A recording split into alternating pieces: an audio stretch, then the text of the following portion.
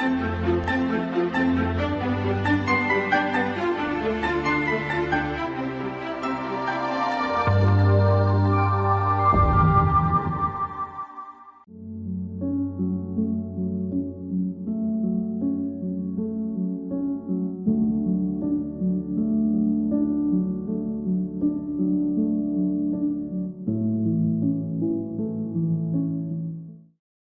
শিক্ষার্থীগণ, আজ এই ক্লাসে আমরা যে বিষয়টি নিয়ে আলোচনা করব তা হলো ভারতের সুপ্রিম কোর্টের বিচার বিভাগীয় সক্রিয়তা, যেটা আমরা জুডিশিয়াল অ্যাক্টিভিজম বলে জানি।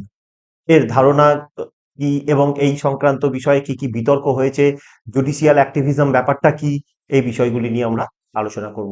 সমস্ত যে আলোচনাটি হবে তার যদি পরিকল্পনাটা আমরা এরকম বলি, তাহলে প্রথমে কি দেখব? প্রথমেই আমরা আলোচনা করব বিচার বিভাগীয় অতি সক্রিয়তার ধারণাটি কি, কোথা থেকে এই ধারণা এলো, বিচার বিভাগীয় অতি সক্রিয়তা বলতে আমরা কি বুঝি।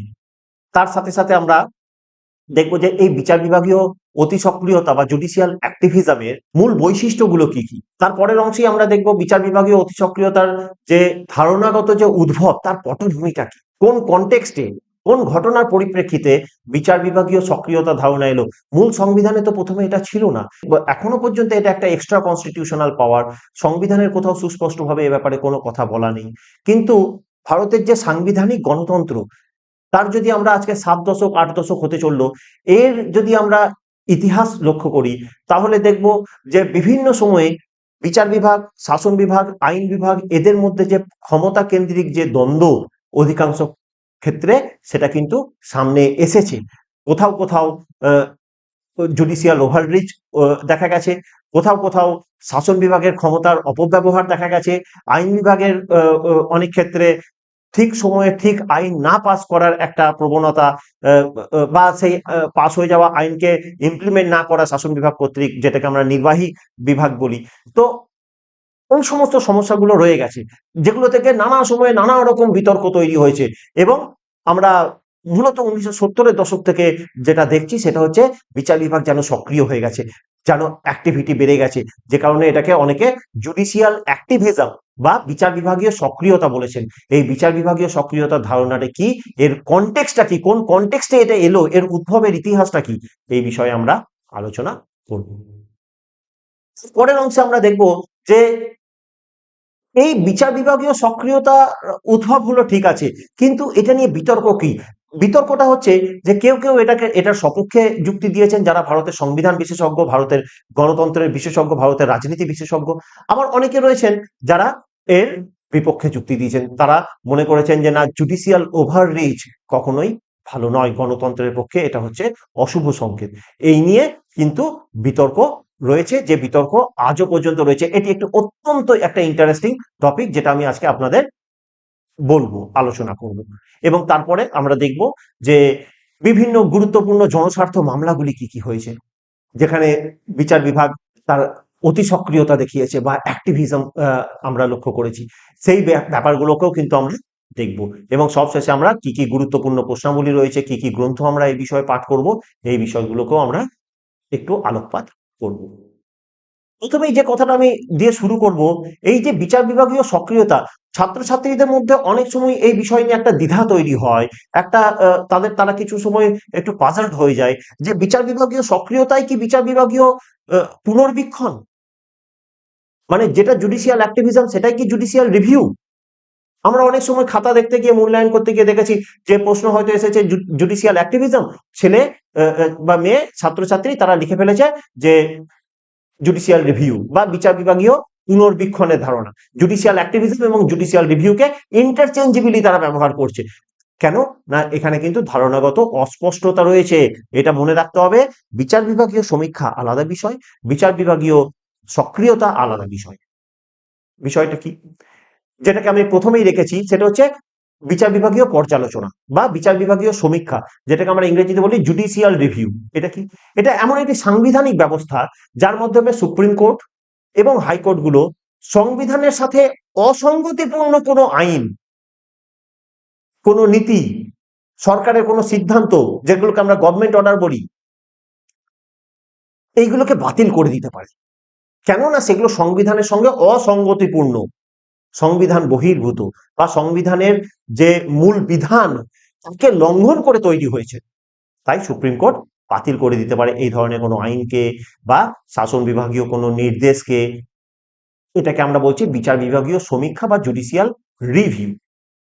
মানে বিষয়টা হচ্ছে এরকম যে প্রথমে ভিউ ভিউ থেকে রিভিউ, মানে প্রথমে পার্লামেন্টের উভয় পক্ষে একটি বিল আকারে যখন কোনো আইনের প্রস্তাব আসে বিল আকারে, তখন সেটা নিয়ে অনেক কাটাছেঁড়া হয়, তা নিয়ে অনেক তর্ক বিতর্ক আলোচনা হয়। সংবিধানের প্রথম পাঠ, দ্বিতীয় পাঠ, তৃতীয় পাঠ, এরকম বিভিন্ন পাঠ হচ্ছে যে কমিটি পর্যায়ে সবকিছু অতিক্রম করার পরে একটা বিল পার্লামেন্টের দুটো কক্ষে পাস হয়। দুটো কক্ষে পাস হওয়ার পরে সেটা রাষ্ট্রপতির নিকট যায় স্বাক্ষরের জন্য। তারপরে রাষ্ট্রপতি তাতে সই করলে সেটি আইনে পরিণত হয়। কিন্তু তারপরে যদি সুপ্রিম কোর্ট বা হাইকোর্ট মনে করে, সুপ্রিম কোর্ট যদি মনে করে যে না, এই যে আইনটি পাস হয়েছে এটা সংবিধানের সঙ্গে সঙ্গতিপূর্ণ নয়, যদি মনে করে যে না এটা সংবিধানের মূল বিধানকে অতিক্রম করেছে, লঙ্ঘন করেছে, তখন সুপ্রিম কোর্ট তাকে বাতিল করে দিতে পারে। এটাকে বলা হয় জুডিশিয়াল রিভিউ। মার্কিন যুক্তরাষ্ট্রের যে সুপ্রিম কোর্ট তারা এই বিষয়ে সবচেয়ে বেশি ক্ষমতাশালী। আমাদের দেশে যে পদ্ধতি রয়েছে সেটা হচ্ছে জুডিশিয়াল রিভিউ, যেটা হচ্ছে আইনের যথাবিহিত পদ্ধতি, মানে প্রসিডিওর এস্টাবলিশড বাই ল। কিন্তু মার্কিন যুক্তরাষ্ট্রে কি রয়েছে, সংবিধান সঙ্গতিপূর্ণ, সংবিধানের সঙ্গে সঙ্গতিপূর্ণ কিনা সেটা দেখার সাথে সাথে তারা দেখে যে স্বাভাবিক যে ন্যায় নীতি সেটার সঙ্গে সঙ্গতিপূর্ণ কিনা। যদি কোনো আইন সাংবিধানিক যদিও হয়, সাংবিধানিক হওয়ার পরেও সেটা যদি স্বাভাবিক ন্যায় নীতি বিরোধী হয়, মার্কিন সুপ্রিম কোর্ট তাকেও বাতিল করে দিতে পারে। যে কারণে মার্কিন সুপ্রিম কোর্টকে পৃথিবীর মধ্যে মোস্ট পাওয়ারফুল জুডিশিয়ারি বলা হয়। ভারতে কি রয়েছে, প্রসিডিওর এস্টাবলিশড বাই ল, আর ওখানে ডিউ প্রসেস অফ ল বলা হয়ে থাকে। ডিউ প্রসেস অফ ল খুব ইম্পর্টেন্ট। তো যাই হোক, এটা হচ্ছে বিচার বিভাগীয় পুনর্বীক্ষণ। পার্লামেন্ট প্রথমে বীক্ষণ করছে, কিন্তু সুপ্রিম কোর্ট তারপরে সেটাকে পুনর্বীক্ষণ করছেন যে হ্যাঁ এটা কনস্টিটিউশনকে লঙ্ঘন করে হয়েছে নাকি, সংবিধান বিরোধী নয় তো। যদি সংবিধানের বিধান বিরোধী হয়, সংবিধানের বিধান লঙ্ঘন করে হয়, তখন সেটাকে সুপ্রিম কোর্ট বাতিল করে দিতে পারে। এটা হচ্ছে এটাকে ফোর্থ আই বলা হয়, যে কারণে মানে পার্লামেন্টের দুটো কক্ষ, রাষ্ট্রপতি পর্যায়ে, তারপরে সুপ্রিম কোর্ট সেটাকে দেখতে পায়। খুব ইন্টারেস্টিং এটা। এটা হচ্ছে জুডিশিয়াল রিভিউ বা বিচার বিভাগীয় পুনর্বীক্ষণ। কিন্তু বিচার বিভাগীয় সক্রিয়তা বা অ্যাক্টিভিজম কি? বিচার বিভাগীয় সক্রিয়তা হচ্ছে যে এমন একটা প্রক্রিয়া যেখানে আদালত কি দেখে, আদালত আইনসভা এবং শাসন বিভাগের, মানে আইন বিভাগ এবং শাসন বিভাগের ভূমিকায় হস্তক্ষেপ করে। কখন করে? যখন আইন বিভাগ বা শাসন বিভাগ তাদের যেটা ডিউ কাজ সেই কাজ করতে ব্যর্থ হয়। অনেক সময় প্রশাসনিক ব্যর্থতা দেখা যায়, অনেক সময় আইন বিভাগের মধ্যে অনেক লুপ হোলস বা অনেক রকম ব্যর্থতা, দুর্বলতা দেখা দেয়। সেক্ষেত্রে সুপ্রিম কোর্ট তখন হস্তক্ষেপ করে নাগরিকদের অধিকার এবং গণতন্ত্রকে সুরক্ষিত করার জন্য। এটাকে বলা হচ্ছে বিচার বিভাগীয় অ্যাক্টিভিজম বা বিচার বিভাগীয় সক্রিয়তা। এটা অত্যন্ত একটা গুরুত্বপূর্ণ বিষয়। তাহলে ভারতের সুপ্রিম কোর্টের ক্ষেত্রে এই বিচার বিভাগীয় সক্রিয়তাটা কি? না, ভারতের সুপ্রিম কোর্টে কি হচ্ছে না, এই যে বিভিন্ন সময় গুরুত্বপূর্ণ সামাজিক, রাজনৈতিক ও অর্থনৈতিক বিষয়গুলিতে হস্তক্ষেপ করতে দেখা গেছে সুপ্রিম কোর্টকে। যেটা হচ্ছে সুপ্রিম কোর্টের যে সাবেকি যে গণ্ডি, মানে ট্র্যাডিশনালি সুপ্রিম কোর্টের যেটা ফর্মাল যে পাওয়ার, তার যে জুরিসডিকশন, তার বাইরে গিয়ে সুপ্রিম কোর্ট নাগরিক অধিকার রক্ষার জন্য অনেক সময় মন্তব্য করেছে, অনেক সময় হস্তক্ষেপ করেছে, বিভিন্ন সময় সুমোটো ভাবে নিয়েছে। এই জন্য রিট রয়েছে সংবিধানের 32 নম্বর ধারায় 5 ধরনের লেখ বা রিট রয়েছে। ওই যে বন্দি প্রত্যক্ষীকরণ, পরমাদেশ, অধিকার পৃচ্ছা, উৎপ্রেষণ, রিট গুলো রয়েছে, এইরকম যে লেখগুলো রয়েছে, এইগুলো হচ্ছে অত্যন্ত গুরুত্বপূর্ণ। এগুলোকেও প্রয়োগ করা হয় এবং সময়ের সাথে সাথে দেখা গেছে যুগের পরিবর্তনের সাথে সাথে প্রয়োজন পড়েছে যে সুপ্রিম কোর্ট নিশ্চুপ থাকতে পারে না যেখানে শাসন বিভাগ এবং আইন বিভাগ ব্যর্থ, তাই সুপ্রিম কোর্টকে সক্রিয় হতে হয়েছে।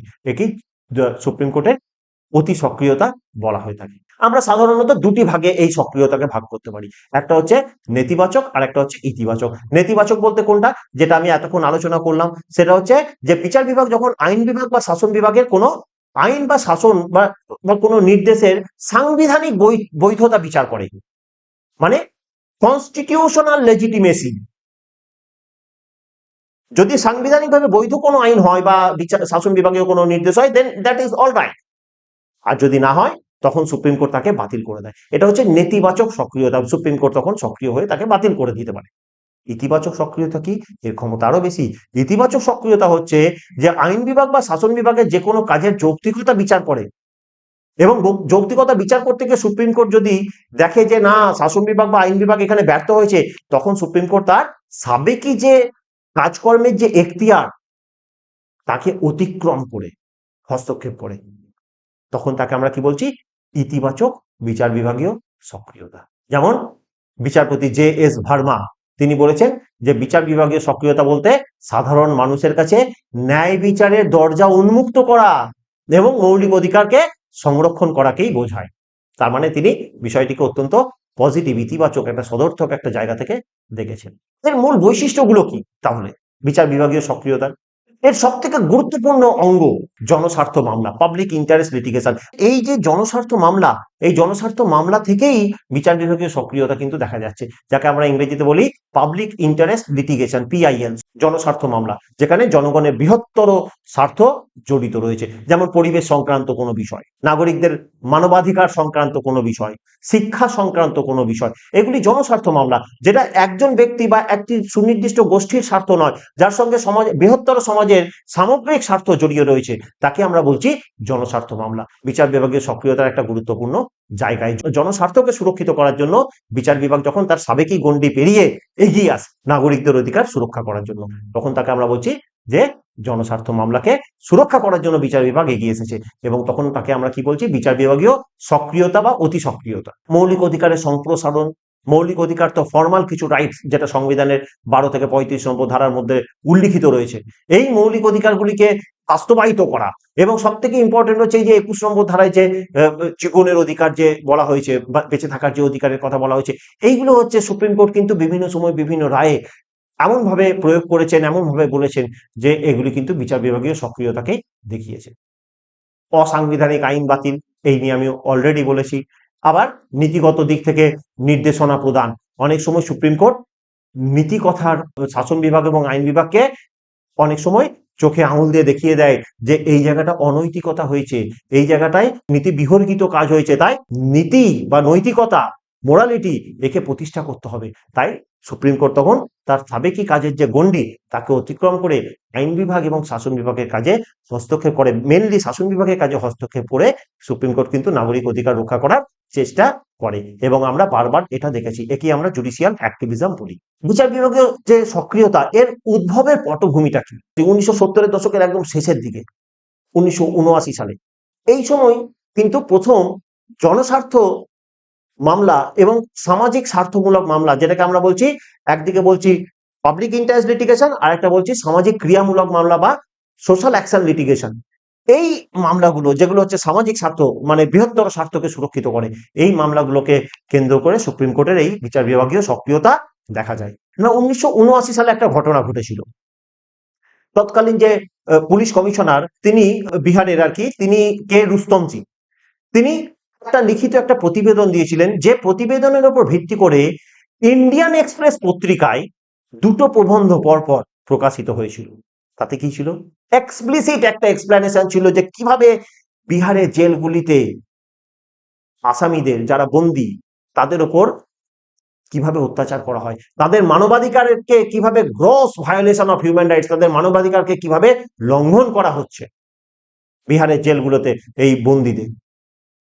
আর একটা ভিভিড একটা পিকচার, একটা কিন্তু এই ইন্ডিয়ান এক্সপ্রেস পত্রিকায় দুটো ভলিউমে, মানে পরপর দুটি প্রবন্ধে প্রকাশিত হয়, যেটিকে কেন্দ্র করে জনস্বার্থ মামলা হলো। একজন জনৈক উকিল তিনি জনস্বার্থ মামলা করলেন, এবং সুপ্রিম কোর্টে এই মামলা শোনার পরে সুপ্রিম কোর্ট তাতে যে রায়টা দেয়, এই রায়তে সুপ্রিম কোর্ট কিন্তু তার সাবেকি যে গণ্ডি কে প্রথম অতিক্রম করে, এবং যেটাকে আমরা বলছি জুডিশিয়াল অ্যাক্টিভিজমের স্টিচিং পয়েন্ট। সুপ্রিম কোর্ট কি বলে? সুপ্রিম কোর্ট বলে যে বিহারের জেলগুলিতে বন্দী থাকা প্রায় 40,000 বন্দী, তাদেরকে ব্যক্তিগত বন্ডে মুক্তি দেওয়া হল। এই যে ইতিবাচক সক্রিয়তা, এটা প্রথম দেখা গেল 1979 সালে। আমরা যদি ক্রমবিবর্তন দেখি বা এর ক্রোনোলজিক্যাল ইভলিউশন দেখি, আমরা কি দেখব? দেখব যে 1975 সালে জুন মাসে যখন ওই যে জাতীয় জরুরি অবস্থা জারি হচ্ছে, সেই সময় তো সুপ্রিম কোর্ট অনেক রায় দিয়েছে। পরবর্তীকালে ওই যে বললাম 1976 সালে 42তম সংবিধান সংশোধনী আইন, যেটা জরুরি অবস্থার মধ্যে হয়েছিল, সেই আইনের অনেকগুলো বিষয় এরকম ছিল যেখানে সুপ্রিম কোর্ট এবং হাইকোর্টের ক্ষমতাকে খর্ব করা হয়েছিল। যদিও 1978 সালে সেগুলি আবার ফিরিয়ে দেওয়া হয়েছিল 44তম সংবিধান সংশোধনী আইনের মধ্য দিয়ে। আবার আমরা যদি গোলকনাথ মামলার দিকে তাকাই, গোলকনাথ বনাম পাঞ্জাব রাজ্য মামলা, যেখানে বলা হচ্ছে যে পূর্বে যাই হয়ে থাকুক না কেন ওই যে সংবিধান কর্তৃক গ্যারান্টি প্রদত্ত মৌলিক অধিকারগুলিকে সংশোধন করার অধিকার পার্লামেন্টে নেই। বিচার বিভাগীয় সক্রিয়তা, ভীষণভাবে সক্রিয়তার উদাহরণ 1967 সালে কিছুটা হলেও দেখা গেছে। 1970 সালে যখন ব্যাংক জাতীয়করণ মামলা হচ্ছে, ন্যাশনালাইজেশন অফ ব্যাংক মামলা, আবার 1971 সালে যখন রাজন্য ভাতা বিলোপ সংক্রান্ত মামলা হচ্ছে, প্রিভিপার্স যেটা বলছিলাম, আবার 1971 সালে যে দুটি বিখ্যাত কুখ্যাত যে দুটি সংবিধান সংশোধনী আইন হয়, একটা 24তম সংবিধান সংশোধনী আইন আর একটি 25তম সংবিধান সংশোধনী আইন, এইগুলিকে পরবর্তীকালে যখন আবার বাতিল করা হয়, মানে পার্লামেন্টের সঙ্গে সুপ্রিম কোর্টের যে বিরোধ, আইন বিভাগের সঙ্গে বা শাসন বিভাগের সাথে বিচার বিভাগের যে বিরোধ, সেটা বারবার করে এগুলির মাধ্যমে সামনে এসেছে এবং সুপ্রিম কোর্ট অতি সক্রিয় ভূমিকা পালন করেছে। কেন না, নাগরিকদের অধিকার সুরক্ষিত করার জন্য, গণতন্ত্রকে পুনরুদ্ধার করার জন্য, সুপ্রতিষ্ঠিত করার জন্য। 1973 সালে যেমন কেশবানন্দ ভারতী বনাম কেরালা রাজ্য মামলা, কি হয়েছিল এখানে? এই মামলায় বেসিক স্ট্রাকচার ডক্ট্রিন এসেছিল, মানে সংবিধানে মৌল কাঠামো কি কি, পার্লামেন্ট সভারেন, পার্লামেন্ট সার্বভৌম, তাই বলে কি পার্লামেন্ট সার্বভৌম ক্ষমতাকে প্রয়োগ করে সংবিধানকে আপাদমস্তক চেঞ্জ করে দিতে পারে, সংশোধন করে দিতে পারে? তা নয়। 73 সালে যে সাংবিধানিক বেঞ্চ, 13 জন বিচারপতি সমন্বিত, তার যে ছজন যখন ছজন বললেন যে হ্যাঁ, 6জন বিচারক বললেন যে হ্যাঁ পার্লামেন্ট সার্বভৌম, সংবিধানের যে কোনো অংশকে সংশোধন করতে পারে মৌলিক অধিকার সহ। আবার 6জন বললেন যে না, মৌলিক অধিকারগুলি সংবিধান কর্তৃক গ্যারান্টি প্রদত্ত, তাই এগুলোকে সংশোধন করা যাবে না, পার্লামেন্টের এখানে ক্ষমতা সীমিত। তখন 13 নম্বর যিনি বিচারক, মানে HR খান্না, তিনি বললেন যে সংবিধানকে সংশোধন করতে পারে পার্লামেন্ট, কেননা পার্লামেন্ট হচ্ছে সার্বভৌম। কিন্তু মনে রাখতে হবে, পার্লামেন্ট সার্বভৌম হলেও যেটা supreme law of the land, that is the constitution of India, রাষ্ট্র পরিচালনার সর্বোচ্চ নীতি, এই কনস্টিটিউশনের কিছু বেসিক স্ট্রাকচার রয়েছে, মৌল কাঠামো রয়েছে। অ্যামেন্ড করা যেতে পারে, সংশোধন করা যেতে পারে, কিন্তু মৌল কাঠামোকে অক্ষুণ্ণ রেখে। সুপ্রিম কোর্টের এই যে ল্যান্ডমার্ক জাজমেন্ট, এটা কিন্তু বিচার বিভাগীয় সক্রিয়তার ক্ষেত্রে একটা অত্যন্ত গুরুত্বপূর্ণ বিষয়। কিভাবে আরো ক্রম বিবর্তন হয়েছে? 1976 সালে আমরা দেখেছি ইন্দিরা গান্ধী যে সময় প্রধানমন্ত্রী, তিনি সুপ্রিম কোর্ট এবং হাইকোর্টের ক্ষমতা খর্ব করেছেন 42তম সংবিধান সংশোধনের মাধ্যমে। আবার পার্লামেন্টের ওই যে লোকসভার মেয়াদ বৃদ্ধি করেছিলেন, 5 বছরের জায়গায় 6 বছর করেছিলেন। পার্লামেন্টের ক্ষমতা বৃদ্ধি করা হয়েছিল, যদিও 1978 সালে 44তম সংবিধান সংশোধনের মাধ্যমে তাকে আবার পূর্বের অবস্থায় ফিরিয়ে আনা হয়েছিল এবং সুপ্রিম কোর্ট এবং হাইকোর্টের যে হিত গৌরব, তাকেও পুনরুদ্ধার করা হয়েছিল 1978 সালে 44তম সংবিধান সংশোধনের মাধ্যমে, যে সময় মোরারজি দেশাই হচ্ছেন জনতা দল সরকার, তিনি হচ্ছেন প্রধানমন্ত্রী। আবার আমরা 1978 সালে কি দেখছি? মানেকা গান্ধী মামলা। মানেকা গান্ধী মামলায় আমরা দেখছি যে সুপ্রিম কোর্ট কি রায় দিচ্ছে, যে আইন প্রণয়নের পদ্ধতির ওপর বিচারের ক্ষমতা প্রতিষ্ঠিত করা, যে কি পদ্ধতিতে আইন হচ্ছে সেটাও কিন্তু খুব ইম্পর্টেন্ট। মানে কিছুটা মার্কিন সুপ্রিম কোর্টের মতোই ডিউ প্রসেস অফ ল, শুধুমাত্র প্রসিডিউর এস্টাবলিশড বাই ল নয়, সেটাও কিন্তু কিছুটা হলেও প্রতিষ্ঠিত হয়েছিল এই মামলায়। 1985 সালে শাহবানু মামলা, 1987 সালে সুবানু মামলা, এগুলোতে সুপ্রিম কোর্ট নাগরিকদের সাম্যের অধিকার, যেটা সংবিধানের ফান্ডামেন্টাল রাইটস এর অধ্যায়ে 14 থেকে 18 নং ধারায় রয়েছে, সেই সাম্যের অধিকারকে সম্প্রসারণ করেছে ইতিবাচকভাবে, এবং সেটা করার জন্য সুপ্রিম কোর্ট অতি সক্রিয় ভূমিকা পালন করেছিল। এটাও জুডিশিয়াল অ্যাক্টিভিজমের একটা ক্রমবিবর্তনের একটা গুরুত্বপূর্ণ একটা অধ্যায়। আবার 1996 সালে মেহতা মামলা, এই মেহতা মামলায় শোষণের বিরুদ্ধে প্রতিরোধের অধিকারকে সম্প্রসারণ ঘটানো হয় এবং সেটা করতে গিয়ে সুপ্রিম কোর্ট একটা ইতিবাচক ভূমিকা নেয়। আবার 1987 সালে মেহতা বনাম ভারত ইউনিয়ন মামলা, যেখানে ওই যে সামাজিক অ্যাকশন, সোশ্যাল অ্যাকশন লিটিগেশন, মানে পরিবেশকে দূষণের হাত থেকে রক্ষা করার জন্য সুপ্রিম কোর্ট একটা ল্যান্ডমার্ক জাজমেন্ট দেয় যে পরিবেশের অধিকার হচ্ছে নাগরিকদের মৌলিক অধিকার, এটা হচ্ছে নাগরিকদের basic right, you can't deny this right. খুব ইম্পর্টেন্ট একটা বিষয়, এবং এটা কিন্তু সংরক্ষণ করা হয়। রামশরণ বনাম ভারতীয় ইউনিয়ন মামলায় সুস্থ পরিবেশের কথা বলা হয়, সাংস্কৃতিক ঐতিহ্যের কথা বলা হয়, ট্র্যাডিশনের কথা বলা হয়, এগুলো সব কিন্তু সুপ্রিম কোর্ট একটার পর একটা মামলায় বলেছে। এতক্ষণ ধরে আমরা যে বিষয় নিয়ে আলোচনা করলাম, বিচার বিভাগীয় সক্রিয়তা, জুডিশিয়াল অ্যাক্টিভিজম, কেন এলো? স্বাধীন ভারতে গণতান্ত্রিক পরিমণ্ডলে, যেখানে শাসন বিভাগ, আইন বিভাগ এবং বিচার বিভাগ পরস্পর সুস্পষ্টভাবে নিজের এখতিয়ারের মধ্যে থেকে কাজ করার কথা, আমরা যদি একদম ফ্রেঞ্চ থিঙ্কারের কথা ভাবি, স্পিরিট অফ লস গ্রন্থে যে সেপারেশন অফ পাওয়ার পলিসির কথা বলেছিলেন মন্তেস্কু, এই মন্তেস্কুর জায়গা থেকে যদি আমরা ভাবি, তিনি মূলত নাগরিকদের অধিকার, গণতান্ত্রিক কাঠামো এগুলিকে সুরক্ষিত করার জন্য বলেছিলেন যে না, শাসন বিভাগ, আইন বিভাগ এবং বিচার বিভাগকে একে অপরের থেকে আলাদা করতে হবে, এবং একই ব্যক্তি যাতে করে একাধিক বিভাগের সঙ্গে যুক্ত না থাকতে পারে তাকেও সুনিশ্চিত করতে হবে। মার্কিন যুক্তরাষ্ট্রের মতো ভারতে এই সেপারেশন অফ পাওয়ার পলিসিকে বা ক্ষমতা স্বতন্ত্রীকরণ নীতিকে পুরোপুরি অক্ষরে অক্ষরে পালন করা হয়নি, ঠিক কথাই, কারণ এখানে সংসদীয় গণতন্ত্রের ব্যবস্থা রয়েছে, পার্লামেন্টারি ডেমোক্রেসি এটাকে আমরা বলি, যেটা ওয়েস্টমিনিস্টার মডেল অফ ডেমোক্রেসি। কিন্তু অ্যাট দ্য সেম টাইম এটা মনে রাখতে হবে, সংবিধানে সুস্পষ্টভাবে বলা হয়েছে যে বিচার বিভাগ এবং শাসন বিভাগের ক্ষমতা কিন্তু আলাদা থাকবে। তাহলে কেন বিচার বিভাগকে শাসন বিভাগীয় কাজে হস্তক্ষেপ করতে হয়েছে সময়ে সময়ে? এর কারণগুলো কি কি? মূল কারণ হচ্ছে একটাই, শাসন বিভাগ এবং আইন বিভাগ যখন ক্ষমতার অপব্যবহার করেছে, তাদের তাদের যে কাঙ্ক্ষিত যে কাজ সেটা করতে ব্যর্থ হয়েছে, অপারগ হয়েছে, তখন সুপ্রিম কোর্টকে এগিয়ে আসতে হয়েছে। এটা হচ্ছে মূল কারণ বিচার বিভাগীয় সক্রিয়তা। এই যে পলিটিসাইজেশন অফ অ্যাডমিনিস্ট্রেশন, যেটাকে আমরা বলছি politicisation of police as well as politicization of bureaucracy, মানে পুলিশের রাজনীতিকরণ, সাথে সাথে আমলাদের রাজনীতিকরণ, যেগুলো সম্পূর্ণ নিরপেক্ষ ইনস্টিটিউশন থাকার কথা ছিল, কিন্তু আমরা দেখেছি over the years, over the decades, politicization of police as well as politicization of bureaucracy rampant ওয়েতে হয়েছে, খুব অর্গানাইজড ওয়েতে হয়েছে, কখনো বোঝা গেছে কখনো বোঝা যায় না, কিন্তু হয়েছে। তখন সুপ্রিম কোর্টকে কিন্তু এগিয়ে আসতে হয়েছে নাগরিকদের অধিকার সুরক্ষা করার জন্য। সুপ্রিম কোর্টকে এগিয়ে আসতে হয়েছে ভারতের যে গণতান্ত্রিক যে মূল্যবোধ তাকে সুপ্রতিষ্ঠিত করার জন্য। বিভিন্ন সময় দেখা গেছে যে অর্থ শক্তি, পেশি শক্তি এগুলোর অবাধ প্রয়োগ, এগুলি থেকে ভারতের গণতন্ত্রকে সুরক্ষিত করার জন্য সুপ্রিম কোর্টকে এগিয়ে আসতে হয়েছে। কারাপশন বা দুর্নীতি, যেটা ভারতীয় ব্যবস্থাপনার রন্ধ্রে রন্ধ্রে ঢুকে আছে, একটার পর একটা মামলা, যে কোনো একটা দিনের খবরের কাগজ দেখলেই দেখা যায় যে দুর্নীতির খবর আমরা পাই। গোটা দেশে বিভিন্নভাবে বিভিন্ন সময়ে দুর্নীতি হয়ে চলেছে, তাই এইরকম পরিস্থিতিতে সুপ্রিম কোর্ট এগিয়ে এসেছে। আমি এখানে দু একটা বিষয় উল্লেখ করেছি, 2G স্পেকট্রামের কথাও উল্লেখ করেছি, আরো কিছু কয়লার ব্লক বরাদ্দ, মানে তার যে কোল স্ক্যাম, হ্যাঁ, ইত্যাদি এডুকেশন রিলেটেড স্ক্যাম বিভিন্ন সময় হয়েছে, এগুলো আমি দু একটা বিষয় এখানে উল্লেখ করেছি, এগুলো কিন্তু অত্যন্ত গুরুত্বপূর্ণ।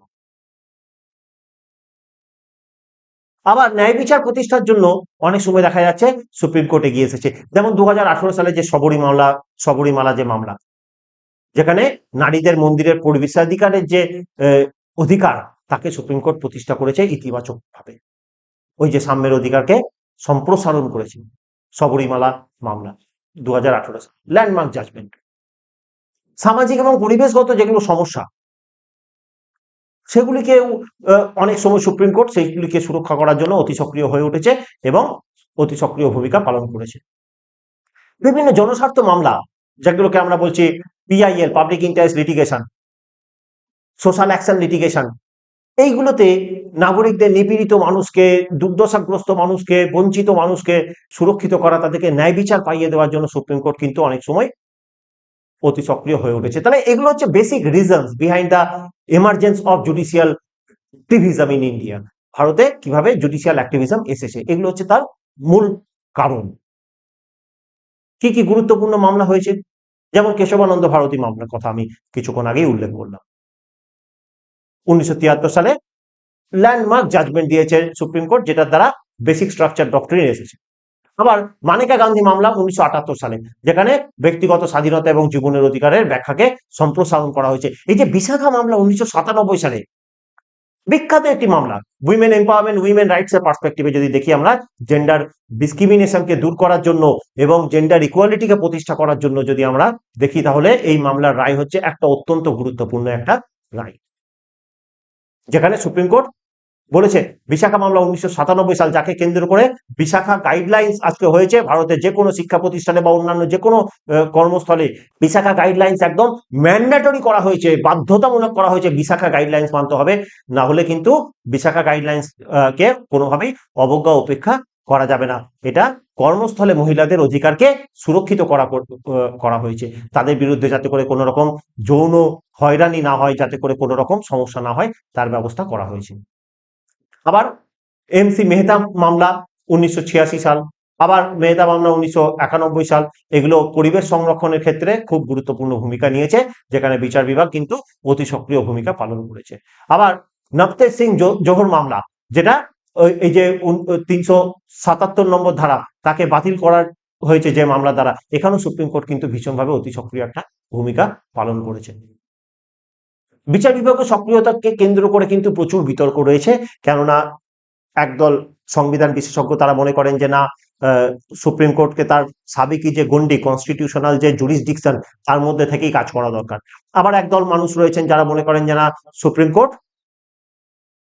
নাগরিকদের অধিকার সুরক্ষা করার জন্য সবসময় এগিয়ে আসবে, সেটাই ডিজায়ারেবল, সেটাই কাঙ্ক্ষিত। কেন না, সুপ্রিম কোর্ট হচ্ছে সংবিধানের অভিভাবক এবং ব্যাখ্যাকর্তা। যারা এর সমর্থনে যুক্তি দিচ্ছেন তারা কি বলছেন, যে সুপ্রিম কোর্টের এই বিচার বিভাগের সক্রিয়তা হচ্ছে গণতন্ত্রের রক্ষা কবচ। এটা মনে রাখতে হবে, সুপ্রিম কোর্টের এই বিচার বিভাগীয় সক্রিয়তা হচ্ছে মূল্যবোধ এবং মানবাধিকারকে রক্ষা করার জন্য প্রয়োজন। মৌলিক অধিকার লঙ্ঘিত হলে আদালত স্বতঃপ্রণোদিত হয়ে এই পদক্ষেপ নিতে পারে। আবার তারা মনে করছেন যে দুর্বল এবং সুবিধা বঞ্চিত যে শ্রেণী, তাদের অধিকারকে সুরক্ষিত করা, তাদেরকে ন্যায় বিচার পাইয়ে দেওয়া, এটার জন্য সুপ্রিম কোর্টকে অতি সক্রিয় ভূমিকা নেওয়ার প্রয়োজন আছে, অতি সক্রিয় হতে হয়। আমরা এর বিরোধিতায় যে যুক্তি দেখছি, অনেকে বলছেন কি যে আইনসভার ক্ষমতার উপর হস্তক্ষেপ করছে, এটা কখনোই গণতন্ত্রের জন্য শুভ নয়। সুস্থ গণতন্ত্রে এইভাবে যদি আইনসভা, যেখানে নির্বাচিত প্রতিনিধিরা রয়েছে, তাদের কাজকর্মে হস্তক্ষেপ সুপ্রিম কোর্ট করে, তাহলে সেটাও কিন্তু কখনোই কাঙ্ক্ষিত নয়। অনেকে এটাকে নাম দিচ্ছেন জুডিশিয়াল ওভাররিচ, মানে বিচার বিভাগীয় অতি সক্রিয়তা কি করছে, অনেক সময় তার নিজের সীমা লঙ্ঘন করছে এবং অতিক্রম করছে। এটা অত্যন্ত একটা অশুভ সংকেত ভারতীয় গণতন্ত্রের জন্য। আবার যারা সুপ্রিম কোর্টের এই জুডিশিয়াল অ্যাক্টিভিজম বা বিচার বিভাগীয় সক্রিয়তার বিরোধিতা করছে, একে নেতিবাচক দৃষ্টিকোণ থেকে দেখছেন, তারা বলছেন যে জনগণের দ্বারা নির্বাচিত সরকার, গণতন্ত্রে তো সেটাই স্বাভাবিক। গণতন্ত্রে voice of the people is the voice of the god, ফরাসি দার্শনিক রুশো বলেছিলেন। গণতন্ত্রের ভিত্তি হচ্ছে জনগণের সম্মতি। তাই গণতান্ত্রিকভাবে নির্বাচিত সরকার, তার কাজে যদি বিচার বিভাগ হস্তক্ষেপ করে, তাহলে সেটা তো কখনোই কাঙ্ক্ষিত নয়। অনেকে তাই কি বলছেন, যে কখনোই সুপ্রিম কোর্টের এই অ্যাক্টিভিজম, ওভার অ্যাক্টিভিজম বা ওভার রিচ কখনোই কাম্য নয়। এই নিয়ে একটা নৈতিক সংকটও দেখা যায়। বিচারকদের অনেক সময় ব্যক্তিগত মতামত, মতাদর্শ, এইগুলো কিন্তু মামলার রায়ের মধ্যে প্রতিফলিত হয়ে যায়। এটাও কিন্তু একটা খুব গুরুত্বপূর্ণ বিষয় বিচার বিভাগীয় সক্রিয়তার দিক থেকে দেখতে গেলে। তাহলে আমরা কি দেখছি, ভারতের যে বিচার বিভাগীয় সক্রিয়তা, ন্যায় বিচার এবং গণতন্ত্র রক্ষার জন্য এটি অত্যন্ত গুরুত্বপূর্ণ, এ ব্যাপারে কোনো সন্দেহ নেই। তবে এটিকে এমনভাবে প্রয়োগ করা দরকার যাতে আইনসভা এবং যে শাসন বিভাগ বা নির্বাহী বিভাগ, তার যে ক্ষমতার ভারসাম্য, সেটা যেন বজায় থাকে। কখনোই যেন সরকারের একটি বিভাগ, মানে শাসন বিভাগ, আইন বিভাগ এবং বিচারের বিভাগের মধ্যে একটি বিভাগ ওভার পাওয়ারফুল না হয়ে যায়, অন্য বিভাগগুলিকে সম্পূর্ণভাবে গুরুত্বহীন বা ইরেলিভেন্ট করে দেওয়া বা ডমিনেট করা, সেটাও যেন না হয়। তাই এর জন্য একটা দরকার একটা রেশনাল ব্যালেন্স, যৌক্তিক একটা ব্যালেন্স বা ভারসাম্য, এটা কিন্তু খুব দরকার। ভারতের বিচার বিভাগের সক্রিয়তা সমাজে ন্যায় বিচার প্রতিষ্ঠার জন্য অত্যন্ত গুরুত্বপূর্ণ। যদিও এটি গণতন্ত্র রক্ষার সহায়ক, তবে মনে রাখতে হবে যে এই যে জুডিশিয়াল ওভাররিচ, এটা তৈরি হয়, জুডিশিয়াল ওভাররিচ তৈরি হলে তা কিন্তু গণতন্ত্রের পক্ষে কখনোই শুভ নয়। কারণ মনে রাখতে হবে, বিচারকরা কিন্তু জনগণের নির্বাচনে, জনগণের ভোটের উপরে ভিত্তি করে বা জনগণের সম্মতির উপর ভিত্তি করে ক্ষমতায় আসেন না, এটা মনে রাখতে হবে। তার সাথে সাথে কি মনে রাখতে হবে, যে এই যে বিচার বিভাগীয় সক্রিয়তা, সেটা গণতান্ত্রিক কাঠামোর জন্য ভীষণ দরকার। তবে আমি যে কথাটি এখনই বললাম, সেটা হচ্ছে ভীষণভাবে ভারসাম্য রক্ষা করে এটা করতে হবে। ভারসাম্য যদি না রক্ষা করা যায়, তাহলে কি হবে, তাহলে আবার ক্ষমতার অপব্যবহার করার একটা সম্ভাবনা কিন্তু থেকে যাবে।